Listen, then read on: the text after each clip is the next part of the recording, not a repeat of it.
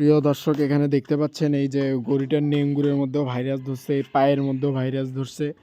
আবার যদি পুরা শরীরের মধ্যে ভাইরাস ছিল, এখন একটু আল্লাহর রহমতে সুস্থ।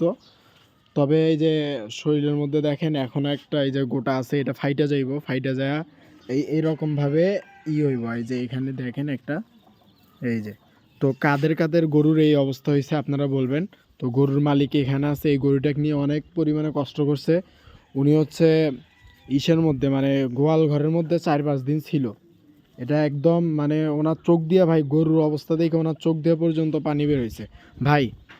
এখন এই রোগ তো ডাক্তাররাও ধরতে পারতেছে না, এমনকি ডাক্তাররা এখন পর্যন্ত এই রোগের নামও বলতে পারতেছে না।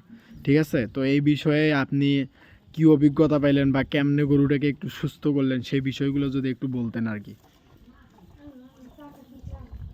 প্রথমে আমি হোমিও খেলেছিলাম। একটু জোরে কথা বলেন ভাই। হোমিও খাওয়ার পর দিকে আরও বেশি হচ্ছে। পরে গেলাম গাঁধন্দ খেলাম। গাছান্ত ওষুধ? হ্যাঁ, তারপর খেলাম হচ্ছে গাঁধন্দ, আবার বাদ দিলাম, আরও গুরুতর অসুস্থ হয়ে গেল। গাছান্ত ওষুধ খেয়ে আরো অসুস্থ বেশি হয়েছে? বেশি হলো। তারপর খেলাম হচ্ছে মালিক ভাই, ডাক্তার মালিক ভাই, তাকে দেখলাম। দেখে তাই চিকিৎসা দিল।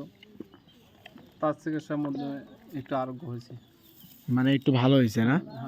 তার চিকিৎসার মাধ্যমে একটু আরোগ্য, সুস্থ হয়েছে, যাক। তো হলো মালিক ভাই আমারও খুব চেনা পরিচিত এবং খুব কাছের লোক। আপনারা যদি কেউ মালিক ভাইয়ের কাছ থেকে চিকিৎসা নেন, তারপরে আমার সাথে যোগাযোগ করতে পারবেন, সমস্যা নেই। তো ফোনের মধ্যে উনি পরামর্শ দিয়ে থাকবে আপনাদেরকে। তো এই যে দেখেন এখানে কি অবস্থা, একটা গরু নেঙ্গুরের অর্ধেকখানে ভাইরাস খায় ফেলেছে, পা বাইন্ধে রাখছে।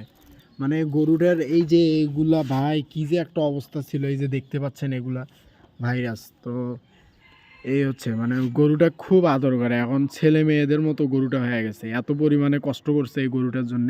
আল্লাহর রহমতে এখন একটু সুস্থ আছে। এইটা কানের মধ্যেও এই ভাইরাস। তারপর ওই যে ওনার বাড়িতে একটা ওইটার মধ্যেও এই সেম অবস্থা। ঠিক আছে।